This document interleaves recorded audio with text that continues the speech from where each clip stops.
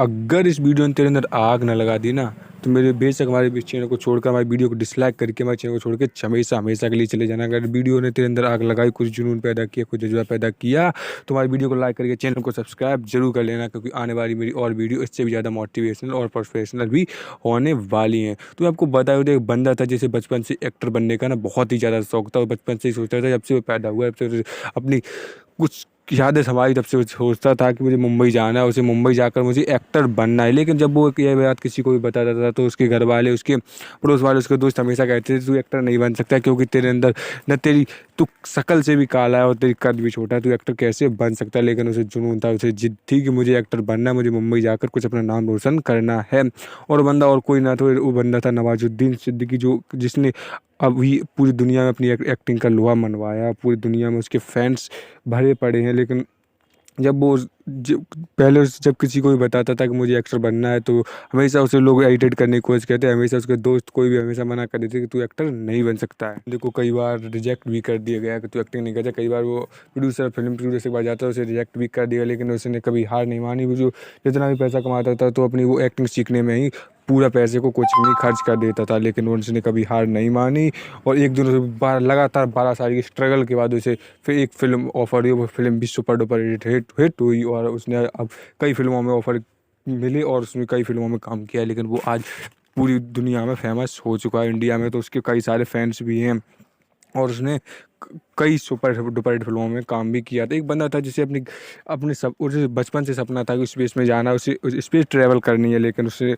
उसका अपनी कंपनी को बेचने के बाद, उसे 1,000 करोड़ रुपए को बेचने के बाद उसे 1,000 करोड़ रुपए मिले, तो उसने अपने अब सपने को पूरा करने के लिए वो रसिया चला गया। और रसिया पे जाने के बाद उसने एक रॉकेट की दाम पूछा, तो रेंज पूछी कि उस रॉकेट की कितनी रेंज है। तो कॉस्ट पूछने के बाद उसे बताया गया कि इस रॉकेट को आप स्पेस में जा सकते हो, लेकिन इस रॉकेट की कीमत बहुत ही ज़्यादा, उस रॉकेट की कीमत $8 मिलियन थी, जो कि बहुत ही ज़्यादा थी। इसे उनकी सारी जमा पूंजी भी खर्च हो सकती थी, इसलिए वो तुरंत ही वहाँ से वापस लौट आए। लौट आने के बाद उन्होंने, जब वो वहाँ से लौट रहे थे, तो उन्हें अपने साथ एक जुनून, एक जज्बा वापस लेकर लौट रहे थे। उन्हें उन्हें एक विश्वास था कि उन्हें उन्हें कुछ करना था, और उन्होंने कहा कि मैं अपना रॉकेट खुद बनाऊंगा, खुद रॉकेट बनाकर खुद ही लॉन्च कर दूंगा। उसने आकर कुछ टेस्ला में इन्वेस्ट किया, और कुछ अपने रॉकेट बनाने के लिए इन्वेस्ट कर दिया, और रॉकेट बनाने के लिए खुद लगे। उनके पास कोई इंजीनियर नहीं थे, लेकिन वो खुद ही रॉकेट बनाने लगे। किताबें पढ़ पढ़ कर उन्होंने रॉकेट बनाना शुरू कर दिया। और जीरो से शुरुआत करना जितना कठिन होता है, वो आप नहीं समझ सकते। इतना बहुत ही ज़्यादा कठिन होता है, कई बार हार का सामना भी करना पड़ता है।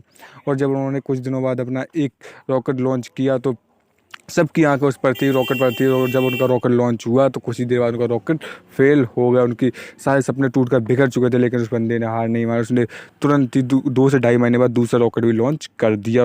और कहते फेल उनके पीछे, हार तो जैसे ही नाकामयाब उनके पीछे ही पड़ी, तो उसका दूसरा रॉकेट भी फेल हो गया। जब उन्होंने तीसरा रॉकेट लॉन्च किया, अपनी पूरी कमाई लगा दी उसमें, और उन्होंने जब तीसरा रॉकेट लॉन्च किया, तो तीसरा रॉकेट भी फेल हो गया।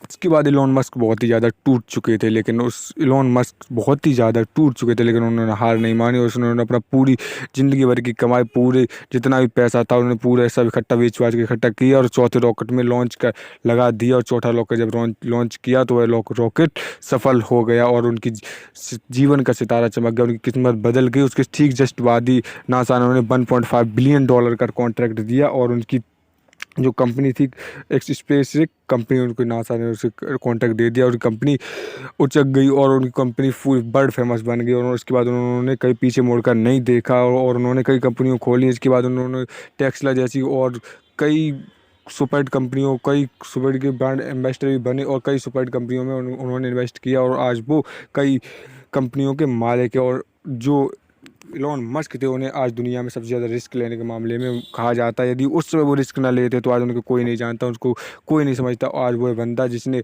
अपने पूरे पैसा एक रॉकेट के पीछे लगा दिया, और वो आज वही बंदा दुनिया का सबसे 25वां सबसे अमीर बंदा है, जो कि इसका नाम था इलॉन मस्क। आज भारत और पूरी दुनिया में को लोहा मनवाने वाले हमारे जो भारत के इंडस्ट्रियल हैं, जो कि इनका नाम है रतन टाटा, इनको आज हर कोई ही जानता है।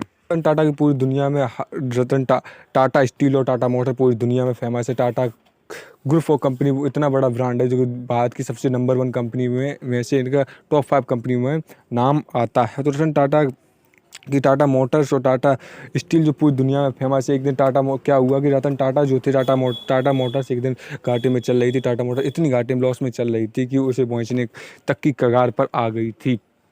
लेकिन जब उन्होंने टाटा मोटर्स को बेचने का प्लान बनाया और टाटा मोटर्स को बेचने के लिए वो फोर्ड कंपनी के मालिक बिल फोर्ड के पास गए, तो उन्होंने उनसे कहा कि पूरी टीम के लेकर वो बिल फोर्ड के पास गए, तो उन्होंने कहा कि आप मेरी टाटा मोटर्स को ख़रीदिए, मैं आप टाटा मोटर्स को बेचना चाहता हूं। तो लेकिन उस समय टाटा मोटर्स घाटे में चल रही थी, तो बिल फोर्ड ने रतन टाटा की बेइज्जती करके कहा कि जब गाड़ी तुम्हें बनानी नहीं आती है तो गाड़ी इस फील्ड में आई क्यों थे तुम्हें। और रतन टाटा की बेइज्जती करके उन्होंने कहा कि मैं तेरी टाटा मोटर्स को खरीद कर तुझ पर एहसान कर रहा हूँ। बस यहीं पर रतन टाटा को गुस्सा आ गया और उनके अंदर जुनून पैदा हो गया। उन्होंने कहा कि मैं इसको कंपनी बेच रहा हूँ, लेकिन मेरी ये बेइज्जती कर रहा है। बस उन्होंने उसी बेइज्जती को अपना मोटिवेशन बना लिया। वो रात भर रुके, उस कमरे में रुके, होटल में रुके, लेकिन वो रात भर सो नहीं पाए। और सुबह होते ही वो अपनी पूरी टीम को लेकर मुंबई वापस आ गए। बस उन्होंने मुंबई आकर कंपनी को देखा, कंपनी में दिन रात एक कर दी और धीरे धीरे करके वही टाटा मोटर्स को वो घाटे से उबार कर लाए। जितनी कमियाँ थी उन कमियों को पूरा किया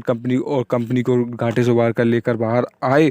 और आज जब टाटा मोटर्स थी वो घाटे से और लॉस से ऊपर उभर कर चल रही थी, लेकिन कुछ ही ठीक 8 साल बाद उनकी जो बिल फोर्ड की जो गाड़ी थी, फोर्ड और जैगवार, दोनों घाटे में चली गई। और दोनों जगह जो घाटे में गई तो बिल फोर्ड मुंबई आए और रतन टाटा से बोले कि आप मेरी बिल फोर्ड, ठीक 8 साल बाद मुंबई आए और उन्होंने रतन टाटा से बोले आप मेरी फोर्ड और जैगवार खरीद लीजिए। और उन्होंने फिर $1.5 बिलियन में उनकी विल फोर्ड की गाड़ी जैगवार और फोर्ड गाड़ी दोनों को खरीद लिया। जब उन्होंने उस गाड़ी को खरीदा था तब विल फोर्ड बोले थे कि रतन टाटा जी आप मेरी फोर्ड गाड़ी और जैगवार खरीद कर मुझ पर एहसान कर रहे हैं। कुछ दिन बर्क कर देने बाद रतन टाटा ने फोर्ड और जैगवार को भी घाटे से निकाल कर उन्होंने और उसको भी टॉप पोजीशन में पहुंचा दिया है। और ये होती है जिद होती है मेन बिल पावर की। उन्होंने अपनी बेइज्जती को भी अपनी मोटिवेशनल बना लिया और उन्होंने उनको इस तरह से जवाब दिया कि उनके बिल फोर्ड के पास कोई जवाब नहीं था। उनको सर नीचा करके हमारे हिंदुस्तान से वापस गए थे अपने।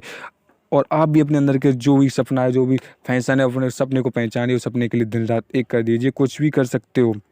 यदि आपके सपने के पीछे भागने का जुनून हो तो एक आम माली का बेटा क्रिस्टियानो रोनाल्डो बन सकता है। जिसके पास कुछ नहीं बचा था, पूरी कंपनी बैठ चुकी थी, उसने आज वो दुनिया का 25वां सबसे अमीर बंदा है। तो अपने अंदर के फैशन को पहचानने हो और उसके पीछे दिन रात एक कर दो। कहते हैं कि कर जाओ कुछ ऐसा दुनिया बनना चाहे आपके जैसा, कि लहरों से डरकर नौका पार नहीं होती है, कोशिश करने वालों की कभी हार नहीं होती। इसलिए आप यदि आपको ये वीडियो पसंद आई, वीडियो को लाइक कीजिए, कमेंट कीजिए, शेयर कीजिए। और मेरे चैनल को सब्सक्राइब जरूर करिए, क्योंकि आने वाली और वीडियो इससे भी ज़्यादा मोटिवेशनल और प्रोफेशनल भी होने वाली है। वीडियो को लाइक, चैनल को सब्सक्राइब जरूर कर लीजिए।